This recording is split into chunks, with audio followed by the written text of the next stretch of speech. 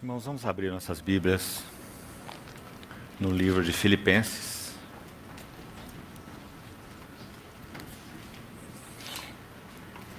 Epístola de Paulo aos Filipenses. E vamos ver 4 versos chaves nessa epístola. Capítulo 1, verso 21. Porquanto, para mim, o viver é Cristo e o morrer é lucro. Capítulo 2, verso 5.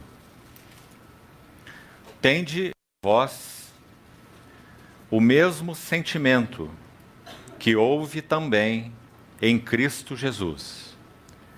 Lembrando que aqui a palavra mais adequada seria pensamento, ou a mesma mente que houve em Cristo Jesus. Capítulo 3, verso 14. Prossigo para o alvo, para o prêmio da soberana vocação de Deus em Cristo Jesus. E, finalmente, capítulo 4, verso 13. Tudo posso naquele que me fortalece. Vamos orar uma vez mais.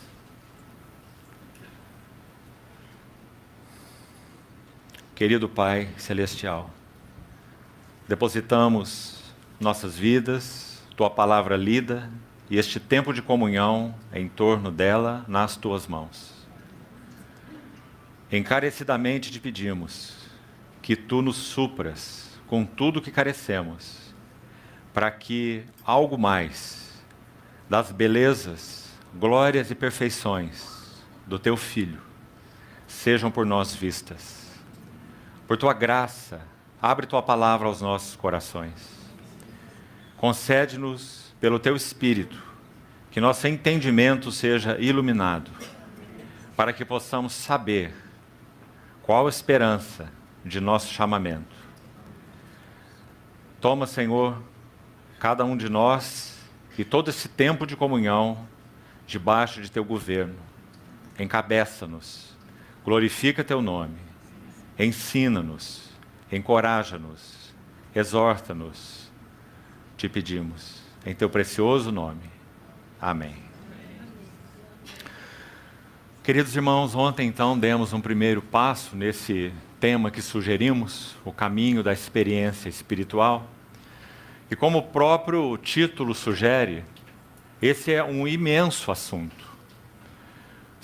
Nós precisaríamos de todo o Novo Testamento, essas epístolas, particularmente de Paulo e os outros escritores, para tratar de um assunto tão intenso, tão rico, tão sólido, esse tema da experiência espiritual. Claro que nós estamos buscando entender do Senhor, passo a passo, o caminho a seguir nesses tempos que foram designados para nosso compartilhar nesses dias, já que o tema então é tão vasto. O que colocamos ontem, não vamos nem mesmo resumir hoje, para não perdermos tempo com o que já foi colocado, sem necessidades, mas nós vimos que esse tópico, a experiência espiritual, ele realmente é um tópico sólido nas Escrituras, e traça um caminho para que nós não nos percamos em subjetivismos. Então, basicamente, o que fizemos ontem, com a ajuda do Senhor, foi usar toda a reunião que tivemos para enunciar algumas marcas de subjetivismo. E o foco, a carga, obviamente, não era negativa, a carga era positiva. Era que pudéssemos ser ajudados a ver o aspecto positivo do tema tratado ontem. Com o que nós devemos estar atentos, como nós podemos ajustar as coisas no seu devido lugar, a fé antes da experiência, os sentimentos espirituais genuínos como consequência de uma vida de devoção e de fé, de relacionamento com o Senhor, enquanto o subjetivismo coloca tudo isso ao contrário. Uma busca de sensações para se confirmar a fé, baseando-se em experiências como evidências de fé. Exatamente o caminho oposto do que as Escrituras nos ensinam. E concluímos falando um pouco sobre o terrível perigo e dano da introspecção, que um servo do Senhor, então, como citamos, do século passado, chamou de a mais grave doença espiritual, a introspecção. Estarmos nos consultando o tempo todo, nos examinando o tempo todo, medindo a nossa temperatura espiritual o tempo todo, e incorrendo em dois grandes erros sobre os outros que já citamos, relacionados à própria introspecção. Ou o perigo, o grande perigo de uma depressão, por estarmos nos avaliando e avaliando e avaliando todo o tempo, e, por outro lado, o outro polo, um ensoberbecimento. E parece, irmãos, que de muitas formas, a soberba, ela é um gravíssimo pecado espiritual, poderemos assim dizer. Ela é mesmo destacada dos outros pecados espirituais, por alguns motivos. Por exemplo, quando o salmista conclui o seu Salmo 19, um maravilhoso salmo, sobre a palavra de Deus, também assim como o Salmo 119, a primeira sessão trata da glória de Deus na criação, e a segunda sessão trata da glória de Deus na palavra. Esse é o Salmo 19. E o salmista conclui assim: por eles, por tua palavra, teus mandamentos, teus preceitos, se admoesta o teu servo, em os guardar a grande recompensa. Então ele diz: também da soberba guarda o teu servo, que ela não me domine. Então serei irrepreensível e ficarei livre de grande transgressão. Veja que o salmista não diz apenas transgressão. Ele diz: ficarei livre de grande transgressão. Por quê? Porque sabemos que esse é o pecado original de Lúcifer, o anjo de luz.